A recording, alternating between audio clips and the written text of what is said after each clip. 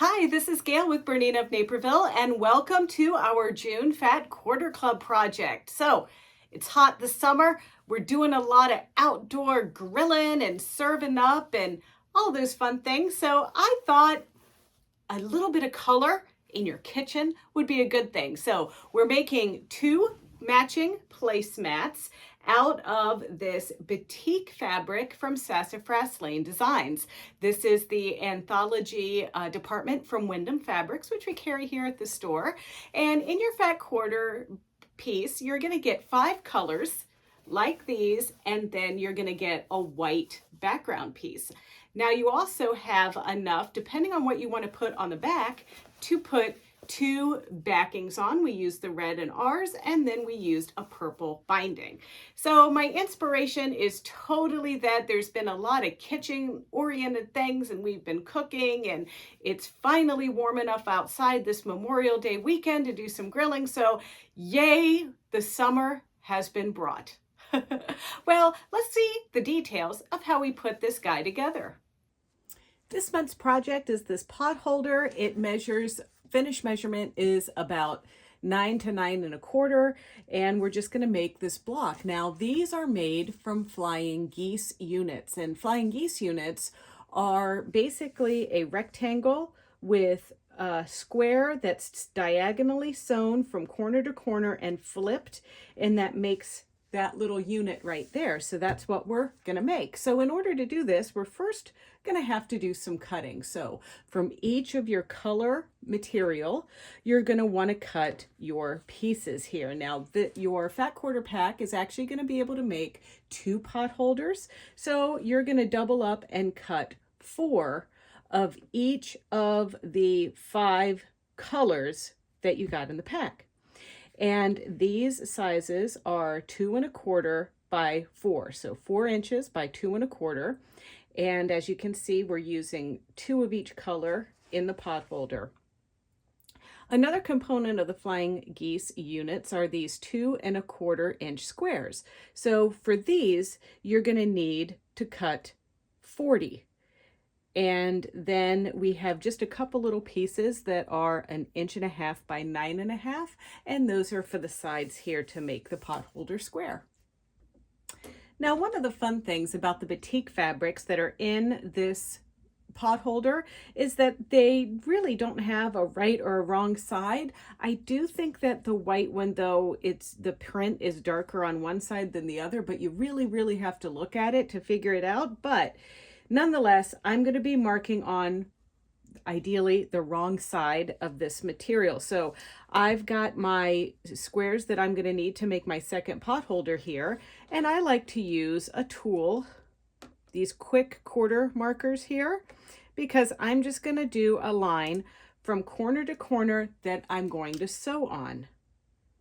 And so I'm just going to make those little lines on this, and I'm going to do this on each block so that I can know what the diagonal line is on each of these pieces. Now, I'm going to take all of these rectangles that have been cut and all of our squares and put them together and chain piece them at the sewing machine. So today I'm going to be using a 790 plus, and this is pretty easy. I'm going to have the default setting for the stitch length, which is about 2.5 in length. And once again, we're going to be sewing right on top of that blue line. And don't forget to put the dual feed mechanism down if you are using a dual feed foot on your machine. So I just put that down. I'm going to select my straight stitch with the center needle position, and I'm using a contrasting thread. It kind of will blend in with my colors, but it certainly doesn't match the white, but that's okay. What we're going to do is we're going to take one of our rectangles and we're going to place a square on top just like this. And that way I'm going to stitch from corner to corner. Now I like to go in this direction from this corner down here. And so I'm just going to do this pretty easily. I'm going to lower my presser foot, get it right on that spot. And then I'm following that blue line. And then I'm going to stop, take another purple piece, place this just the same way as I did the other one and turn it around so that they're all going in the same direction. I love using my knee lever or my freehand system to lift that foot and get it just into place. And now we sew along the blue line again. And I'm just going to continue in this fashion until all of my blocks are sewn.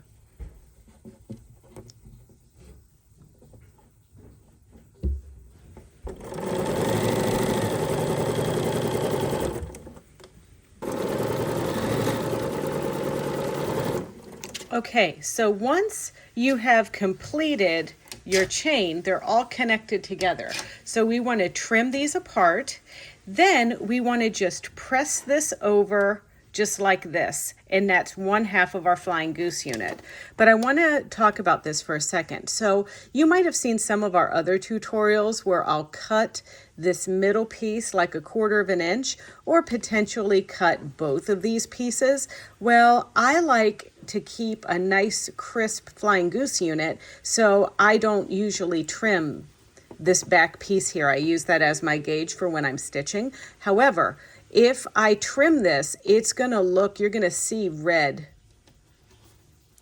Let me see if I can simulate that. You're gonna see red in this area if I do that. So in this case, because this is gonna be a pot holder, it's gonna be a hot pad, whatever, I don't need to trim anything. So I'm just gonna fold these aside, and now I'm gonna come back and do the other side after I press. So there are our pieces pressed, and you can see that leaving those in there, you really don't see the white on the other side. So now we're gonna do just what we did before, only this time we're gonna sew the squares on diagonally on the other side of the flying goose unit.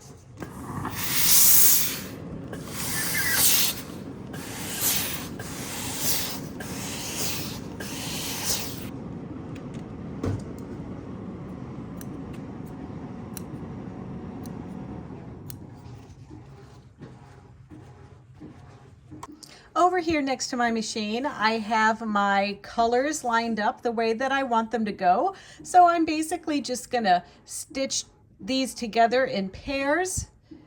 You can do them however you want to do it. You could stitch them all together in a row and then in another row, but ultimately you're going to stitch each row, then sew those rows together. And I like to offset mine, as you can see in the potholder inspiration one that I made earlier, but you can put these together however you like.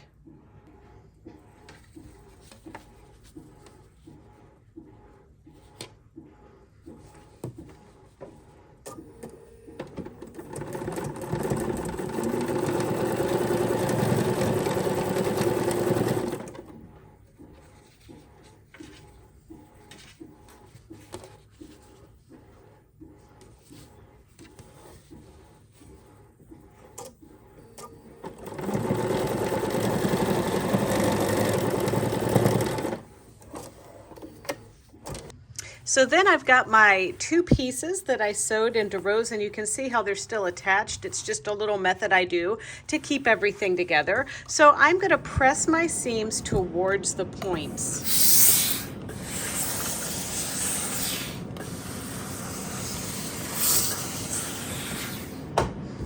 Okay, so now that I've done that, I'm going to go ahead and separate these. Now, here's a decision. We could sew these together just like this and have a look, or we could alternate. And this is the way that I chose, but you can do it however you want. The nice thing about this one is alternating. It gives us an opportunity to snuggle butt those little pieces just there. So I'm going to go ahead and pin my intersections and sew this piece together.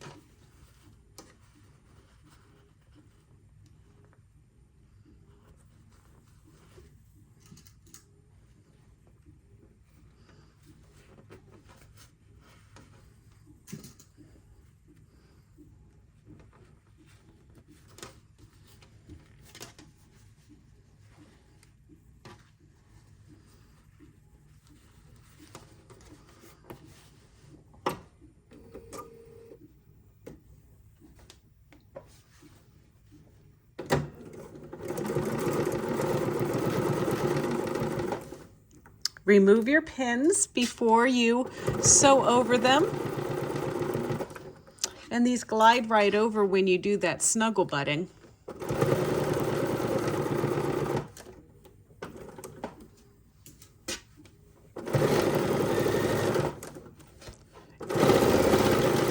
And now this seam I'm going to press open. So look at that. What a fantastic little job I did there, if I do say so myself. All right, so now we just have those two side pieces, and we're going to attach these to the sides.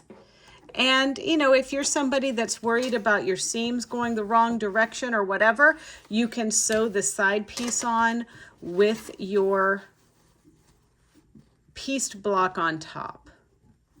And I'm just going to go ahead and line it up and stitch. Make sure everything's straight under there. You know the drill. If you've been making any of these projects along with us. And then sometimes I like to use my pin to encourage the fabric to go in a certain direction.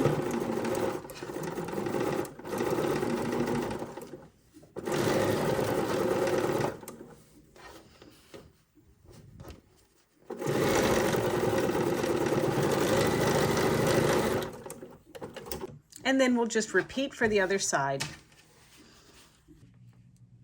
So here is a little sandwich I've made. There's Insole Bright in here. That's the stuff, you can't put it in the microwave, it's got metal in it, but it is to help really make sure that you don't burn yourself when you hold a hot pad. So we've got our block, the Insole Bright, and then part of the red fat quarter. Now, as you can see in your kit, one fat quarter will be enough to make 2 pot holders, even if you're using it on the back, but there's nothing that says you can't have different backs on your pot holders. So then you have some leftover purple, and these are 2 strips for each pot holder. You're going to cut 2 strips, 2 1/4 inch by width of the fat quarter.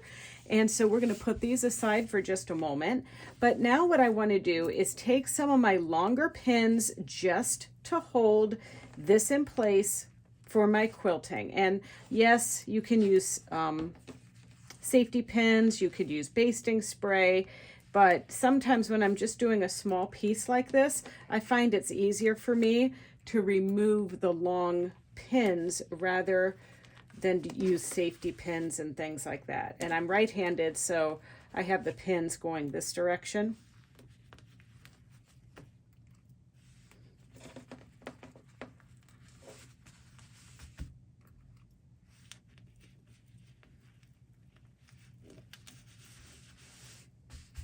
Okay, this is pretty good.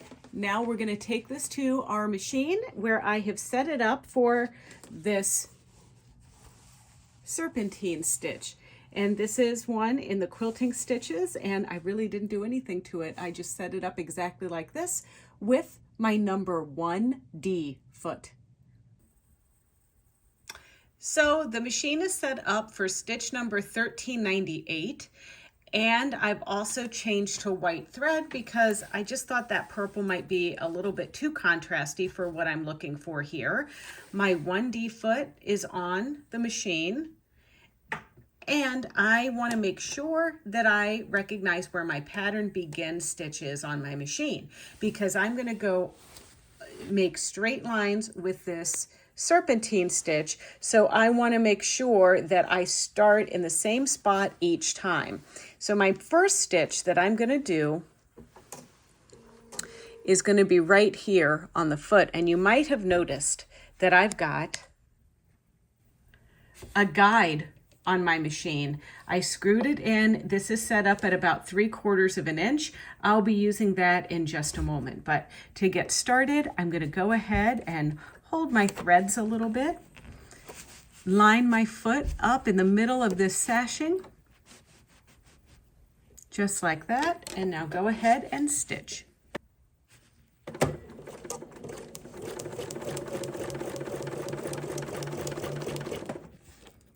And we're going to be removing that pin before we get to it.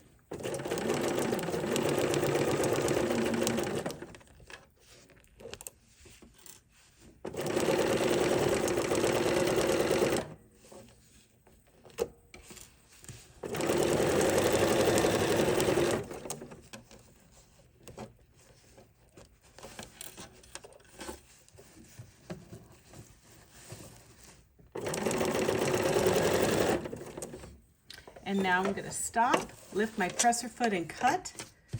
And then I'm going to put my foot right here at the beginning, press pattern begin on my machine, and then line everything up right where I started. And you'll notice the edge of the serpentine stitch is going to go right up to the edge of my guide, just like that. So now I'm going to go ahead and get started right down this seam.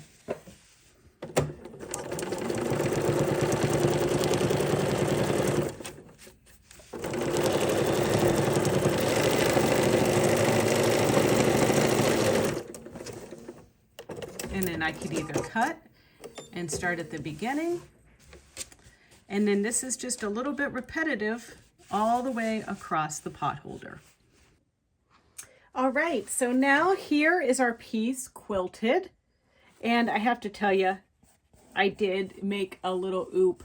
You know, sometimes you can get easily distracted with the camera in your lap, and I forgot to press pattern begin a couple times and it didn't come out right. So I ripped out 2 lines and restitched, but now I'm happy with it. So I'm just going to trim this up to be square.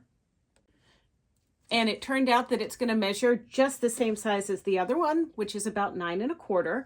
So now we're going to turn our block over and we're going to attach the binding. Now I am switching my foot to the number 71 flat fell foot.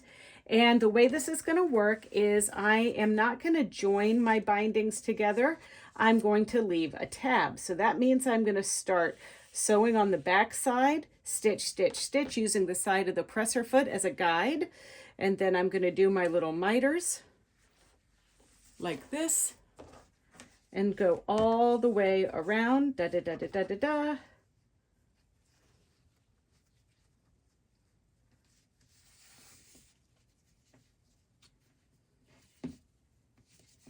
I'm just showing you this because this is how it's going to go on the machine, right?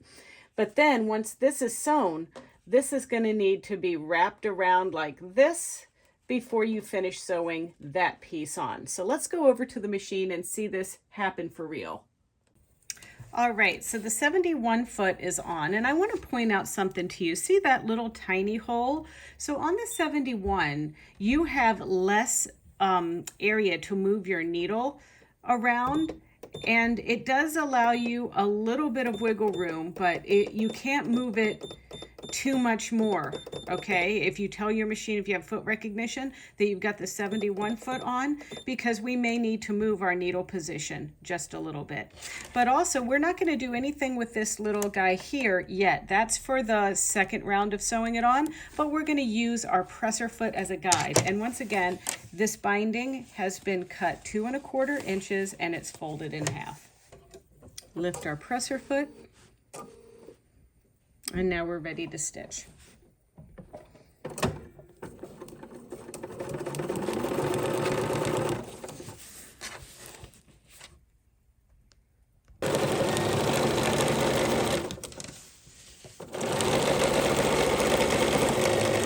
And now when you get about the width of the presser foot away from the edge down here, we're going to stop, reverse, cut. Then that's when we're going to lift our piece and come back. You saw me demonstrate this just a moment ago. And now we're going to start again.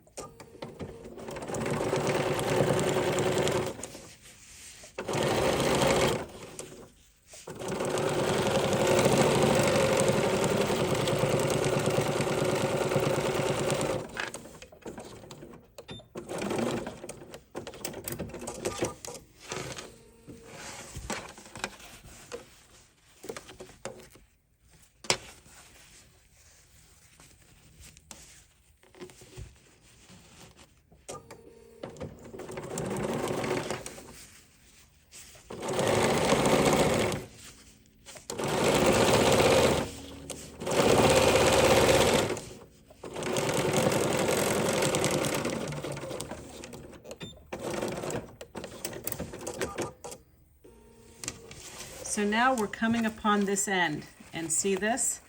That's where we want to wrap this around, just like so. Make everything absolutely pretty. I'm going to take my Lucky Unicorn pen and put a little pin right there like that. And don't forget to miter up here.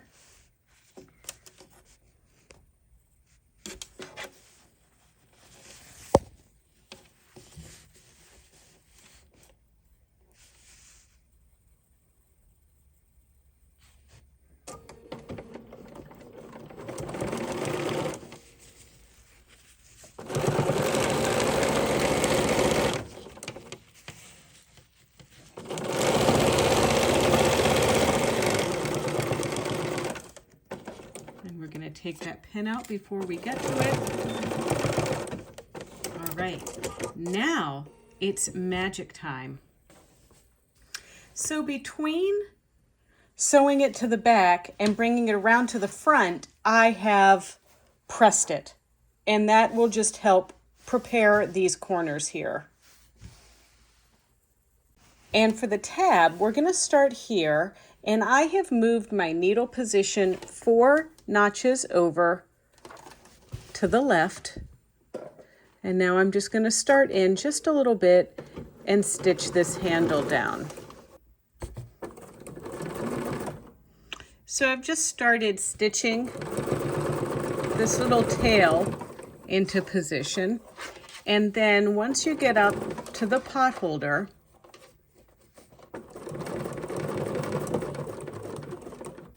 you're gonna put this fold into that slot.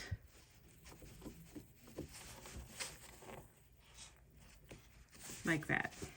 All right.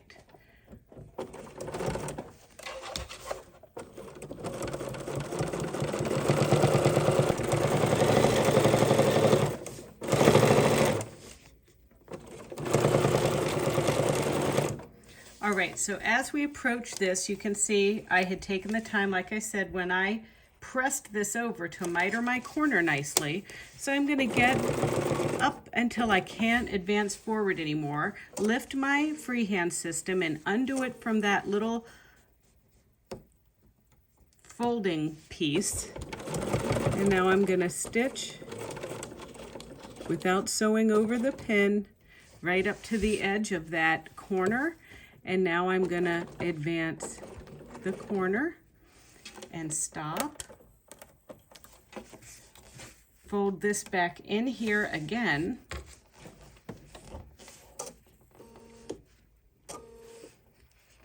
There we go.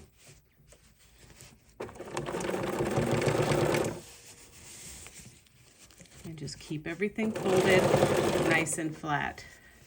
Now, it looks like you see previous stitch holes here. Well, I forgot to change my bobbin thread. And so I ripped out and redid.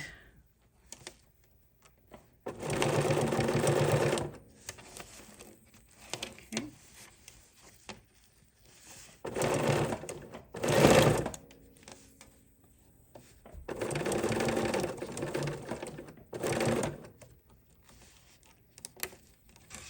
So now,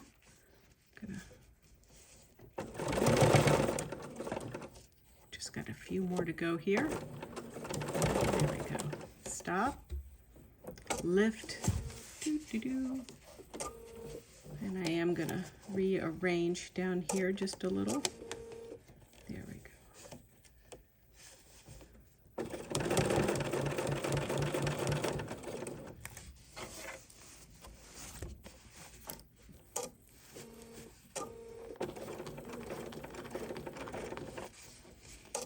Just getting it back into these little slots. There we go.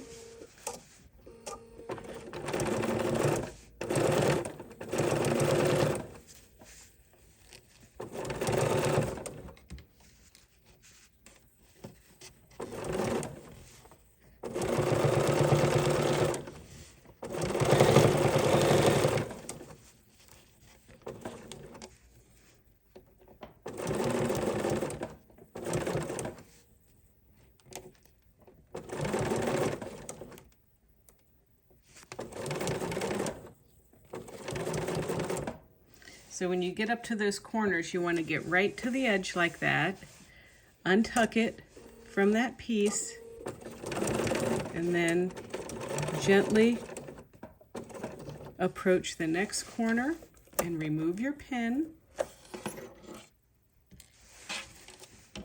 And I like to use my pin just to kind of get that other one on track there,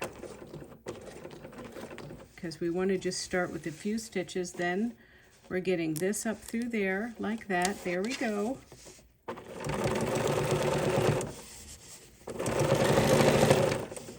And now it's just smooth sailing now. But one thing I do like to do in finishing up